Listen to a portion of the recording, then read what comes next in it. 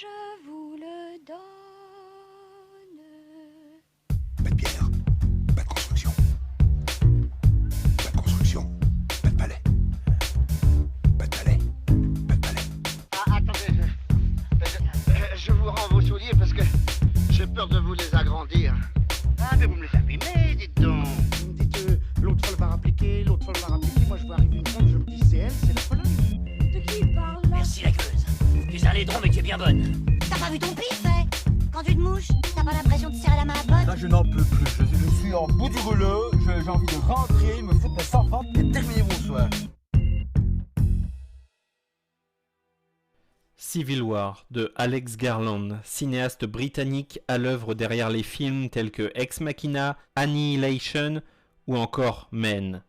Scénariste également entre autres de Dredd 3D, remake de 2012 du film Judge Dredd, mais également 28 jours plus tard. Bref, au casting de ce Civil War, que du beau monde: Kristen Dunst, Kylie Spiney, Stephen McKinley Anderson, Wagner Moura, mais aussi et surtout Jesse Plemons.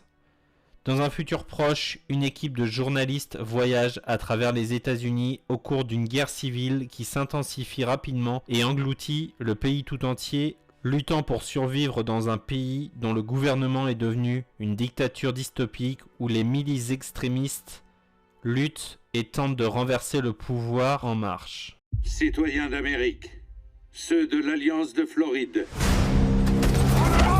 et des forces de l'Ouest du Texas et de Californie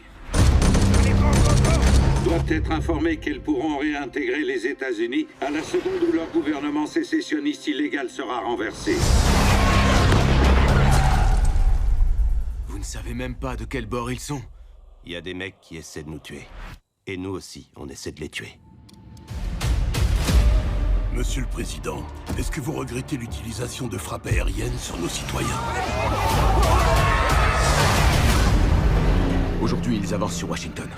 On doit aller là-bas. Dans la capitale, ils tirent à vue sur les journalistes. Mon instinct me dit qu'on va y rester. Allez-y. Chaque fois que j'ai survécu à une zone de guerre, j'ai cru que ça servirait de mise en garde chez nous. Ne faites pas pareil.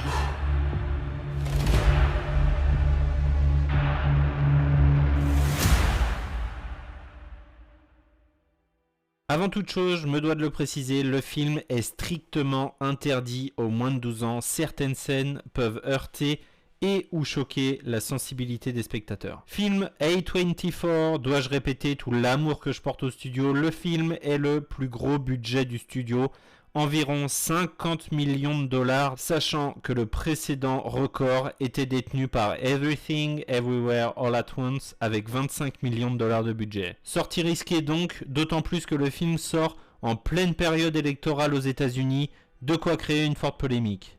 Le métrage est brutal et intense. On suit une équipe de journalistes composée d'une vétérane du terrain interprétée par Kristen Dunst qui, on le voit, on le devine, n'est pas restée impassible face à ce qu'elle a vécu.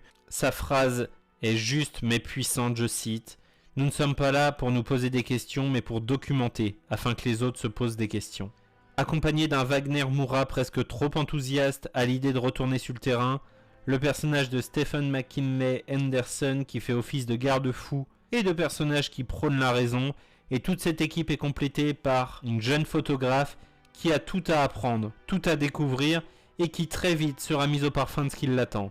Le travail du son est ahurissant, prenez garde, la saturation audio est bien présente pour nous immerger dans les scènes d'action, les explosions et les échanges de tirs sont poignants, ça prend aux tripes.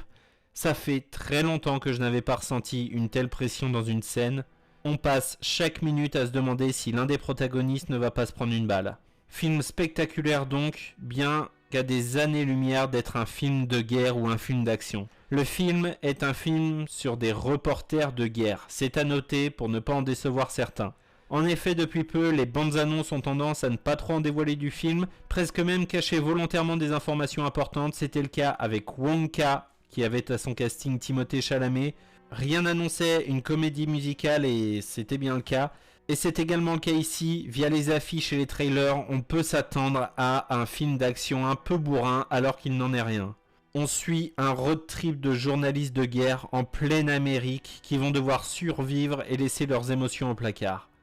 Le rôle de Jesse Plemons est complètement fou, la scène paraît interminable, l'issue fatidique approche sans qu'un élément de résolution ne pointe le bout de son nez. Jesse Plemons est glaçant dans un rôle de nettoyeur qui a droit de vie et de mort sur chacun, en tout cas lui s'en donne le droit, et cette phrase terrible, et également je le cite, « Quel Américain êtes-vous ?» qui lui permet justement de décider qui doit vivre ou mourir. Le travail de la photo est dingue. Le film alterne entre scènes filmées et clichés de photographes, principalement en noir et blanc, en argentique pour les clichés, et ils sont terriblement et horriblement beaux dans l'atrocité de la situation.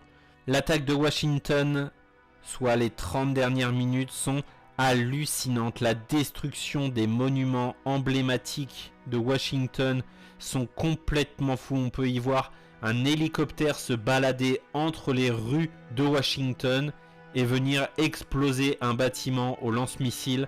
C'est bluffant. C'est donc un immense oui, un film dystopique, glaçant, poignant, qui s'inscrit dans une réalité tellement forte, avec des mécaniques, des personnages, des actions et des réflexions qui feraient presque office de récit d'anticipation, même de film prémonitoire. Civil War de Alex Garland, soyez sages et allez voir des films.